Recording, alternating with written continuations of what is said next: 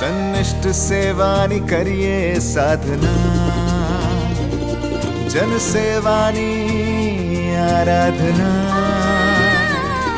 સન્નિષ્ઠ સેવાની કરીએ સાધના, જન સેવાની આરાધના. સહજ સરળ રીતિને આપણી જનહિતની નીતિ,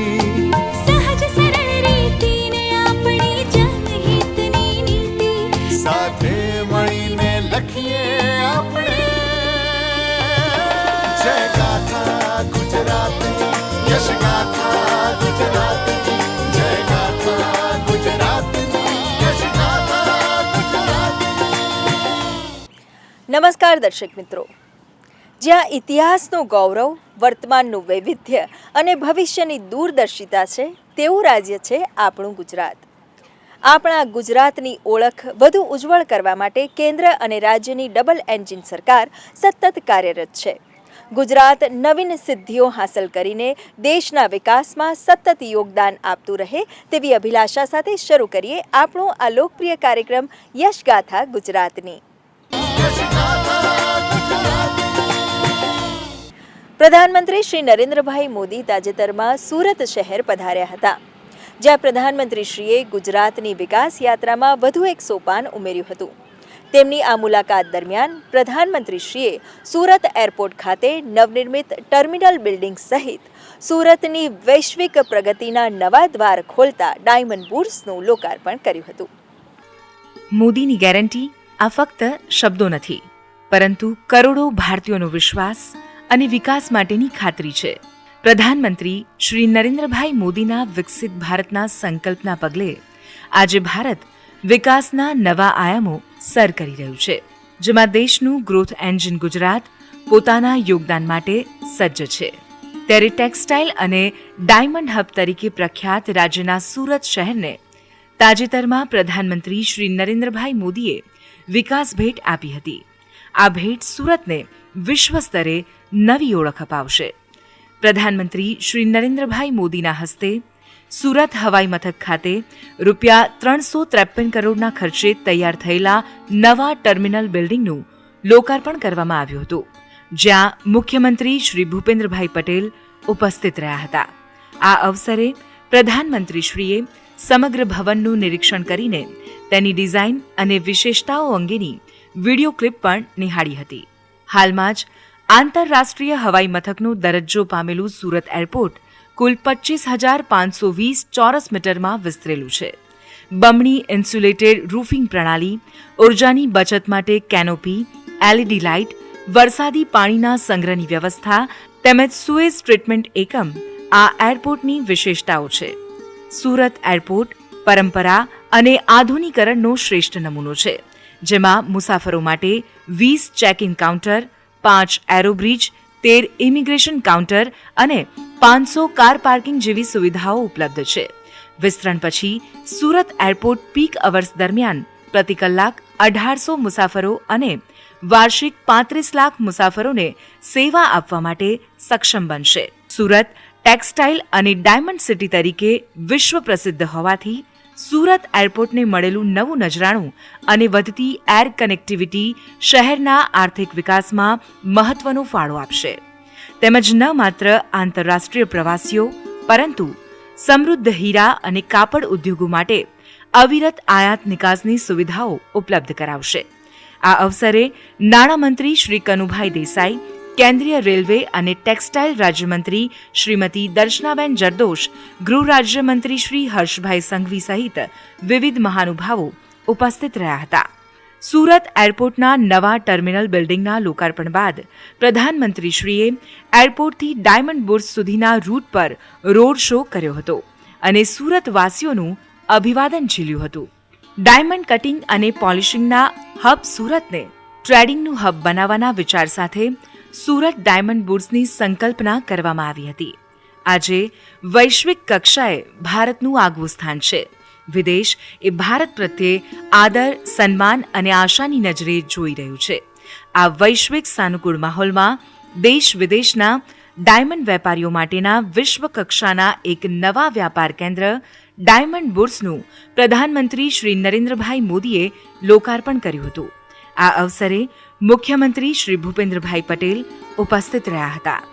વર્ષ 2010માં ગુજરાતના તત્કાલીન મુખ્યમંત્રી તરીકે પ્રધાનમંત્રી શ્રી નરેન્દ્રભાઈ મોદીએ ડાયમંડ ઉદ્યોગ માટે સ્પેશિયલ નોટિફાઈડ ઝોન બનાવવાની જાહેરાત કરી હતી, જેના પરિણામે ડાયમંડ બુર્સ જેવી વૈશ્વિક ડાયમંડ કોમર્શિયલ કોમ્પ્લેક્સ બનાવવાના બીજ રોપાયા હતા અને ડ્રીમ સિટી અંતર્ગત વર્ષ 2015માં બુર્સનો પાયો નંખાયો હતો.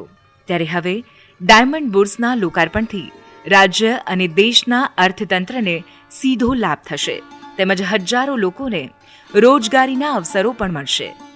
વિશ્વની સૌથી વિશાળ corporate office building Surat diamond bourse કુલ રૂપિયા 3400 કરોડના ખર્ચે સુરતના ખજોદમાં કુલ 35 એકરની વિશાળ જગ્યામાં નિર્માણ પામી છે.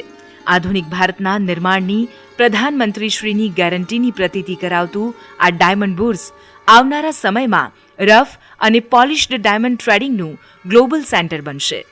પ્રધાનમંત્રી શ્રી નરેન્દ્રભાઈ મોદીએ જણાવ્યું હતું કે બુર્સમાં ભારતના સૌથી મોટા customs clearance house, jewellery mall અને ઇન્ટરનેશનલ બેન્કિંગ અને સેફ વોલ્ટની સુવિધા વિશ્વ સ્તરીય વ્યાવસાયિક અનુભવ કરાવશે, તેમજ કારીગરો, વ્યાપારીઓ, ઉદ્યોગપતિઓ અને ખરીદદારો માટે Surat diamond bourse one stop centre बनशे.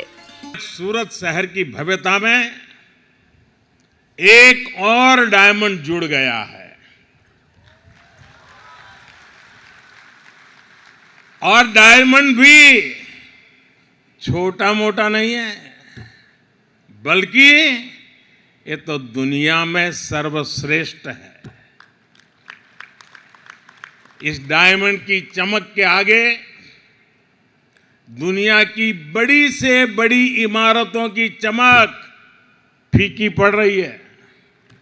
सूरत डायमंड बुर्स भारतीय डिजाइन, भारतीय डिजाइनर्स, भारतीय मटेरियल और भारतीय कॉन्सेप्ट के सामर्थ्य को दिखाता है. ये बिल्डिंग नए भारत के नए सामर्थ्य और नए संकल्प का प्रतीक है. બુર્સ થકી સૌના સાથ, સૌના વિકાસ, સૌના પ્રયાસની ભાવના મૂર્તિમંત થઈ રહી છે તેમ જણાવતા પ્રધાનમંત્રીશ્રીએ કહ્યું હતું કે સુરતમાં એક જ સ્થળે એક જ છત્ર નીચે રફ અને પોલિશ્ડ ડાયમંડનું સૌથી મોટું માર્કેટ મળવાથી તેમજ આંતરરાષ્ટ્રીય એરપોર્ટ શરૂ થવાથી આવનારા સમયમાં હીરા ઉદ્યોગની સાથે સુરતની ડાયમંડ અને જ્વેલરી કંપનીઓ, લેબગ્રોન ડાયમંડ કંપનીઓને નિકાસમાં તેમજ બિઝનેસમાં સીધો ફાયદો મળતો થશે. गुजरात में अब 3 इंटरनेशनल एयरपोर्ट हो गए हैं. इससे डायमंड के अलावा यहाँ की textile industry, tourism industry, education और स्किल सहित हर सेक्टर को लाभ होगा.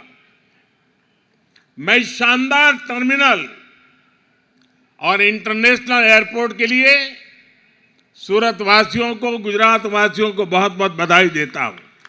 પ્રધાનમંત્રી શ્રી નરેન્દ્રભાઈ મોદીએ કહ્યું હતું કે જેમ્સ એન્ડ જ્વેલરીની નિકાસમાં ભારતનું વૈશ્વિક યોગદાન 3.5% છે, જેને ડબલ ડિજિટમાં લાવવા માટે કેન્દ્ર સરકારે જેમ્સ જ્વેલરી સેક્ટરને ફોકસ એરિયાના રૂપમાં રાખ્યો છે.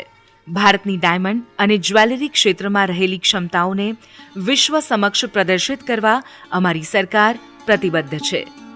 સુરતના ડાયમંડ ઉદ્યોગના વિકાસમાં કોઈ અડચણ ન આવે તે માટે રાજ્ય સરકાર પણ પ્રતિબદ્ધ છે તેમ જણાવતા મુખ્યમંત્રી શ્રી ભૂપેન્દ્રભાઈ પટેલે કહ્યું હતું કે રાજ્ય સરકાર ઉદ્યોગોને પ્રોત્સાહન થકી ઉદ્યોગ મૈત્રીપૂર્ણ અભિગમ અને તેના માટે હંમેશા હકારાત્મક વલણ ધરાવે છે.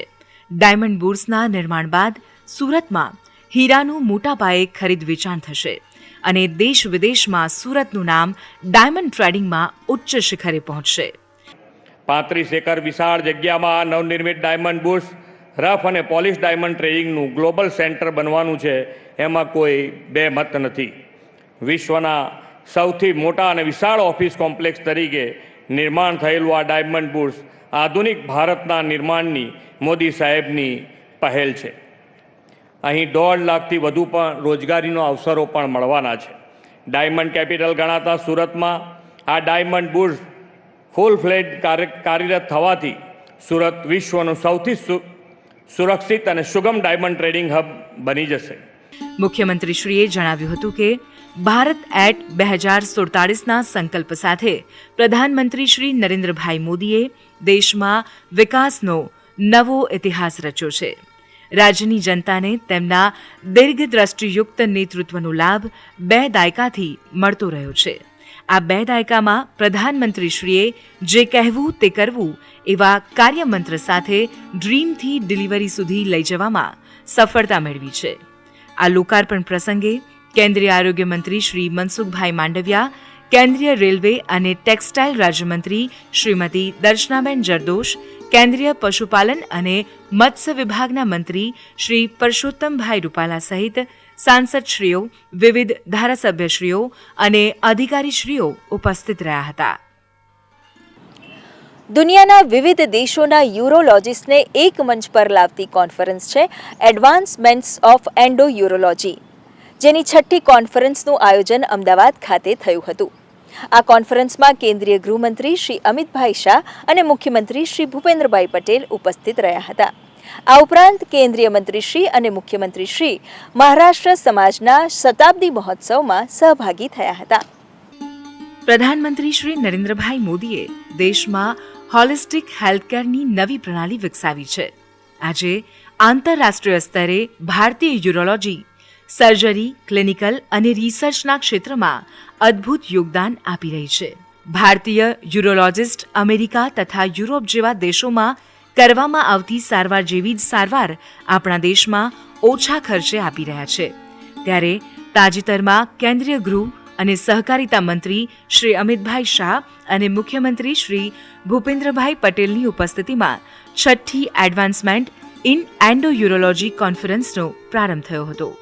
આ અવસરે કેન્દ્રીય ગૃહમંત્રી શ્રી અમિતભાઈ શાહે કહ્યું હતું કે એન્ડો યુરોલોજીના અગાઉના સંમેલનના ખૂબ સારા પરિણામો સ્વાસ્થ્ય ક્ષેત્રમાં પ્રાપ્ત થયા છે, જેના આપણે સૌ સાક્ષી રહ્યા છીએ. ત્યારે આ 6ઠ્ઠું સંમેલન આરોગ્ય ક્ષેત્રને લઈને આવનારા સમયમાં ખૂબ જ ઉપયોગી સાબિત થશે. આ સંમેલન એક પ્રકારનું અનોખું સંમેલન છે, જેનું નોલેજ, એક્સપિરિયન્સ અને રિસર્ચ ભારત અને સમગ્ર વિશ્વ માટે फलदायी निवड़शे. भारत के यूरोलॉजिस्ट ने जो विश्व में न केवल उपचार के लिए, न केवल सर्जरी के लिए, रिसर्च और डेवलपमेंट और नए नए एक्सपेरिमेंट के लिए भी जिस तरह से विश्व में सम्मान दिलाया है, पूरा भारत आप सभी को बहुत गर्व और अभिमान के साथ देख रहा है. મોડર્ન મેડિકલ સાયન્સની ટેકનોલોજીએ આરોગ્યની સુવિધામાં ખૂબ વધારો કર્યો છે તેમ જણાવતા કેન્દ્રીય ગૃહમંત્રીશ્રીએ કહ્યું હતું કે દેશના 60 કરોડ લોકોને 5 લાખ સુધીની નિઃશુલ્ક સ્વાસ્થ્યની સેવાઓ આયુષ્માન ભારત યોજના અંતર્ગત આપવામાં આવી રહી છે. તેમજ જન ઔષધિ કેન્દ્રના માધ્યમથી જેનેરિક દવાઓ લોકો સુધી પહોંચાડવામાં આવી રહી છે. કેન્દ્રીય ગૃહમંત્રી શ્રી અમિતભાઈ શાહે જણાવ્યું હતું કે પ્રધાનમંત્રી ડાયાલિસિસ કાર્યક્રમ દેશના નાગરિકો માટે એક આશીર્વાદરૂપ બન્યું છે.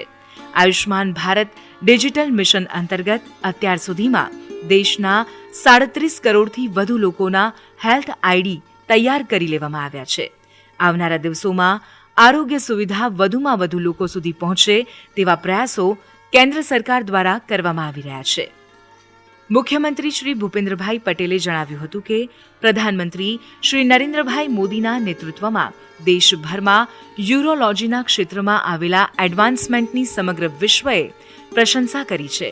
સમગ્ર ભારતભરના દર્દીઓની ખૂબ જ ઝીણવટભરી અને આંતરરાષ્ટ્રીય ધારાધોરણ મુજબની ડાયાલિસિસ સારવાર દરેક દર્દીઓને મળી રહે તે પ્રધાનમંત્રીશ્રીની નેમ છે. આ કોન્ફરન્સના માધ્યમથી ઇટલી, જર્મની, તુર્કી અને યુએસએ જેવા દેશોના એક્સપર્ટ યુરોલોજીસ્ટ સહિત 700 જેટલા યુરોલોજીસ્ટ અને 250 થી વધુ જેટલા ફાર્મા પ્રોફેશનલ તેમના નોલેજ અને સ્કિલ દ્વારા એન્ડ્રોલોજીના ક્ષેત્રમાં બેસ્ટ પ્રેક્ટિસના આદાન પ્રદાનમાં હવે વધુ સારી રીતે યોગદાન આપી શકશે. Best advance technique, advance instrument અને હાઈ સ્કિલ્સ લેવલ પર ઓફર થતી વર્લ્ડ ક્લાસ મેડિકલ સર્વિસ આપવામાં આપણા યુરોલોજીસ્ટ સફળ રહ્યા છે. ગુજરાત સરકારે પણ ડોક્ટરોની કામગીરી માટે આરોગ્ય ક્ષેત્રે સકારાત્મક વાતાવરણ પૂરું પાડ્યું છે. ગુજરાત સરકારે ડોક્ટરોની કામગીરી માટે આરોગ્ય ક્ષેત્રે સકારાત્મક વાતાવરણ પૂરું પાડ્યું છે તેમ જણાવતા મુખ્યમંત્રીશ્રીએ કહ્યું હતું કે દરેક જિલ્લામાં કેન્સરના દર્દીઓની કીમોથેરાપી કેન્દ્રો તથા કિડની ડાયાલિસિસ માટે વન નેશન વન ડાયાલિસિસ અંતર્ગત દરેક તાલુકામાં ડાયાલિસિસ સેન્ટર શરૂ કરનારું એકમાત્ર રાજ્ય ગુજરાત છે. આ ઉપરાંત રાજ્યમાં તમામ 33 જિલ્લાઓ અને 252 તાલુકાઓ મળીને 272 ઇન-હાઉસ ડાયાલિસિસ સેન્ટર કાર્યરત છે. આ અવસરે જાણીતા અને નિષ્ણાંત યુરોલોજિસ્ટ અને મોટી સંખ્યામાં તબીબો ઉપસ્થિત રહ્યા હતા. અમદાવાદ શહેરમાં રહેતા મહારાષ્ટ્ર સમાજના લોકો દ્વારા મહારાષ્ટ્ર સમાજ અમદાવાદ શતાબ્દી મહોત્સવ કાર્યક્રમનું આયોજન કરવામાં આવ્યું હતું. અમદાવાદના ટાગોર હોલ ખાતે આયોજિત આ કાર્યક્રમમાં કેન્દ્રીય ગૃહ તથા સહકાર મંત્રી શ્રી અમિતભાઈ શાહ અને મુખ્યમંત્રી શ્રી ભૂપેન્દ્રભાઈ પટેલ ઉપસ્થિત રહ્યા હતા. આ અવસરે કેન્દ્રીય ગૃહમંત્રી શ્રી અમિતભાઈ શાહે કહ્યું હતું કે એક ભારત શ્રેષ્ઠ ભારતનો મતલબ ભારતનો કોઈ પણ નાગરિક કોઈ પણ રાજ્યમાં રહેતો હોય એ પોતાની માતૃભાષા, પોતાની સંસ્કૃતિ, પોતાની વેશભૂષા અને પોતાના ખાનપાનની સાથે ગૌરવપૂર્વક જીવે અને અનેકતામાં એકતાથી ભારત એક મજબૂત એકતાવાળો દેશ બને. મુખ્યમંત્રી શ્રી ભૂપેન્દ્રભાઈ પટેલે જણાવ્યું હતું કે ગુજરાત મહારાષ્ટ્ર 1960માં અલગ અલગ રાજ્ય તરીકે ભલે અસ્તિત્વમાં આવ્યા છતાં પણ આજે એક જ પરિવારના બે ભાઈની જેમ વિકાસ રાહે આગળ વધ્યા છે. પરસ્પર પ્રેમ અને રાષ્ટ્રહિત સર્વોપરીનો સંકલ્પ ગુજરાત મહારાષ્ટ્રના સંબંધને આગવો બનાવે છે અને એક ભારત શ્રેષ્ઠ ભારતનો ભાવ પ્રબળ કરે છે. આ અવસરે સહકારિતા રાજ્યમંત્રી શ્રી જગદીશભાઈ વિશ્વકર્મા, વિવિધ ધારાસભ્યશ્રીઓ સહિત અધિકારીશ્રીઓ ઉપસ્થિત રહ્યા હતા. જાન્યુઆરી 2024માં યોજાનાર વાઇબ્રન્ટ ગુજરાત ગ્લોબલ સમિટની પ્રી ઇવેન્ટ રૂપે તાજેતરમાં ગાંધીનગરના મહાત્મા મંદિર ખાતે લિવેબલ સિટીઝ ઓફ ટુમોરો કોન્ફરન્સનું આયોજન કરવામાં આવ્યું હતું. શહેરી વિકાસ સાથે સંકળાયેલા દેશ વિદેશના અગ્રણીઓ જોડેના આ સંવાદ સમારંભમાં મુખ્યમંત્રી શ્રી ભૂપેન્દ્રભાઈ પટેલ ઉપસ્થિત રહ્યા હતા. વાઇબ્રન્ટ ગુજરાત ગ્લોબલ સમિટ 2024ના પૂર્વાર્ધ રૂપે રાજ્ય સરકાર દ્વારા પ્રી વાઇબ્રન્ટ સેમિનારનું આયોજન કરવામાં આવી રહ્યું છે. ત્યારે પ્રગતિ અને પર્યાવરણ બંનેને સાથે રાખીને સસ્ટેનેબલ ડેવલપમેન્ટ દ્વારા સિટીઝ ઓફ ટુમોરોનું મંથન એ આજના સમયની માંગ છે, જેને ધ્યાને લેતા તાજેતરમાં શહેરી વિકાસ વિભાગ દ્વારા મુખ્યમંત્રી શ્રી ભૂપેન્દ્રભાઈ પટેલની ઉપસ્થિતિમાં લિવેબલ સિટીઝ ઓફ ટુમોરો કોન્ફરન્સનું આયોજન કરવામાં આવ્યું હતું. આ એક દિવસીય સમિટમાં તજજ્ઞોની ઉપસ્થિતિમાં designing liveable cities, implementing liveable cities તેમજ લિવેબિલિટી ઇનિશિયેટિવ્સ ઇન ગુજરાત વિષયક વિવિધ ટેકનિકલ સત્રોનું આયોજન કરવામાં આવ્યું હતું. આ પ્રી વાઇબ્રન્ટ કોન્ફરન્સનો નિષ્કર્ષ શહેરોને લિવેબલ અને લવેબલ બનાવવા માટે મદદરૂપ બની રહેશે. આ અવસરે મુખ્યમંત્રી શ્રી ભૂપેન્દ્રભાઈ પટેલે જણાવ્યું હતું કે રાષ્ટ્ર અને રાજ્યના વધતા વિકાસ સાથે અર્બનાઇઝેશન પણ સતત વધતું રહ્યું છે. ત્યારે પ્રધાનમંત્રી શ્રી નરેન્દ્રભાઈ મોદીએ અર્બનાઇઝેશનને ચેલેન્જ નહીં પરંતુ ઓપોર્ચ્યુનિટી તરીકે અપનાવવાનું વિઝન આપ્યું છે. ગુજરાતમાં તેમના મુખ્યમંત્રી કાર્યકાળ દરમિયાન રાજ્યના સ્વર્ણિમ જયંતિ વર્ષ 2010માં સ્વર્ણિમ જયંતિ મુખ્યમંત્રી શહેરી વિકાસ યોજના શરૂ કરાવીને રાજ્યને ઓપોર્ચ્યુનિટી આપી હતી. વિકસિત ભારત માટે આપણા શહેરો પણ સ્માર્ટ, વર્લ્ડ ક્લાસ અને બેસ્ટ ઇન્ફ્રાસ્ટ્રક્ચર દ્વારા લવેબલ અને લિવેબલ બને તે પણ એટલું જ જરૂરી છે. ગુજરાત વડાપ્રધાનશ્રીના દરેક સંકલ્પ, દરેક યોજનાઓ સાકાર કરવામાં હરહંમેશ અગ્રેસર રહ્યું છે. આજે ગુજરાતના શહેરો વિશ્વ કક્ષાના બન્યા છે તેમ જણાવતા મુખ્યમંત્રીશ્રીએ કહ્યું હતું કે સિટીઝન સેન્ટ્રિક ઓનલાઈન સેવાઓ, સ્માર્ટ પાર્કિંગથી સ્માર્ટ ટ્રાફિક મેનેજમેન્ટ, સ્માર્ટ ડ્રેનેજથી સ્માર્ટ વોટર મેનેજમેન્ટ, સ્માર્ટ ચાર્જિંગથી સ્માર્ટ ઈ મોબિલિટી જેવા આયામો શહેરી જનજીવનમાં સકારાત્મક બદલાવ લાવનારા બન્યા છે. ભવિષ્યની જરૂરિયાતોને ધ્યાનમાં રાખીને લવેબલ એન્ડ લિવેબલ સિટીઝના નિર્માણનો પાયો વડાપ્રધાનશ્રીએ દેશભરમાં સ્માર્ટ સિટીઝની પહેલથી નાખ્યો હતો, જેના મીઠા ફળ આજે દેશના અનેક શહેરોને મળી રહ્યા છે. હવે તો ગુજરાતના શહેરોમાં 70 માળની ઊંચી ગગનચુંબી ઇમારતો બનાવવા સરકારે માર્ગ મોકળો કરી આપ્યો છે. મુખ્યમંત્રી શ્રી ભૂપેન્દ્રભાઈ પટેલે કહ્યું હતું કે શહેરોમાં વધતી વસ્તી સાથે ક્લાઇમેટ ચેન્જ અને સંસાધનોની અછત જેવી પ્રાકૃતિક બાબતો, વૈશ્વિક ઘટનાઓની અસર તેમજ સામાજિક આર્થિક સ્થિતિ જેવા પડકારો સામે સસ્ટેનેબલ એન્ડ લિવેબલ સિટીઝના ફ્યુચરિસ્ટિક વિઝનથી પ્રધાનમંત્રીશ્રીના માર્ગદર્શનમાં શહેરોમાં ઇઝ ઓફ લિવિંગમાં વૃદ્ધિ થઈ છે. આ અવસરે શહેરી બાબતો અને આવાસ નિર્માણના કેન્દ્રીય રાજ્યમંત્રી શ્રી કૌશલ કિશોર સહિત વિવિધ ધારાસભ્યશ્રીઓ અને અધિકારીશ્રીઓ ઉપસ્થિત રહ્યા હતા. દર્શક મિત્રો, ગુજરાત રાજ્યમાં ગત સપ્તાહે થયેલ કેટલાક મહત્વના કાર્યક્રમો અને પ્રવૃત્તિઓને નિહાળીએ સમાચાર સારાંશમાં. પ્રધાનમંત્રી શ્રી નરેન્દ્રભાઈ મોદીના વિઝનને અનુરૂપ ધોલેરાને વર્લ્ડ ક્લાસ સ્માર્ટ ઇન્ડસ્ટ્રીયલ ડેવલપમેન્ટનું મોડેલ બનાવવા માટે state of the art infrastructure અહીં ઝડપથી વિકસાવાઈ રહ્યું છે. ત્યારે તાજેતરમાં મુખ્યમંત્રી શ્રી ભૂપેન્દ્રભાઈ પટેલે ધોલેરા સ્પેશિયલ ઇન્વેસ્ટમેન્ટ રિજનની મુલાકાત લઈને આ ગ્રીનફિલ્ડ ઇન્ડસ્ટ્રીયલ સ્માર્ટ સિટીમાં નિર્માણાધીન ઇન્ફ્રાસ્ટ્રક્ચર વર્ક અને અન્ય પ્રોજેક્ટ્સની ગતિવિધિઓ પ્રત્યક્ષ નિહાળી હતી. જે દરમિયાન મુખ્યમંત્રીશ્રીએ ફેઝ 1ના 22 ચોરસ કિલોમીટરથી વધુના એક્ટિવેશન એરિયામાં હાથ ધરાઈ રહેલી કામગીરીનું સ્થળ નિરીક્ષણ કર્યું હતું. ત્યારબાદ મુખ્યમંત્રીશ્રીએ ઉચ્ચસ્તરીય બેઠકમાં સમગ્ર પ્રોજેક્ટની કામગીરીની સમીક્ષા કરી હતી.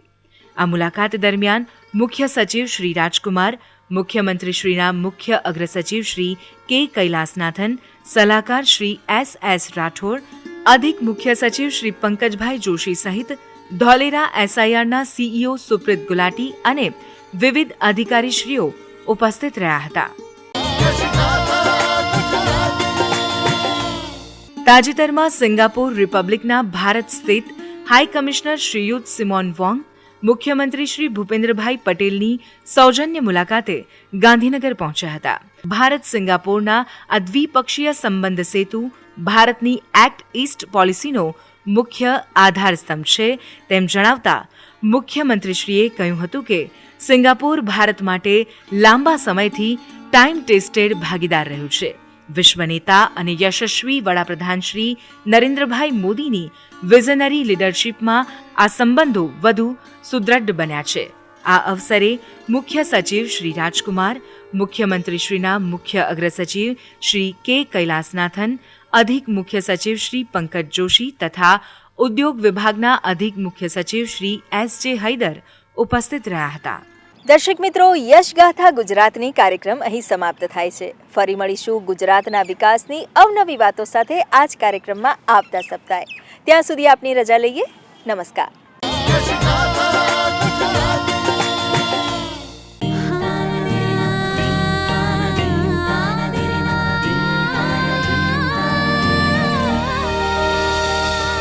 સન્નિષ્ઠ સેવાની કરીએ સાધના, જન સેવાની આરાધના. સન્નિષ્ઠ સેવાની કરીએ સાધના, જન સેવાની આરાધના. સહજ સરળ રીતિને આપણી જનહિતની નીતિ, સહજ સરળ રીતિને આપણી જનહિતની નીતિ. સાથે મળીને લખીએ આપણે જય ગાથા ગુજરાતની, યશ ગાથા.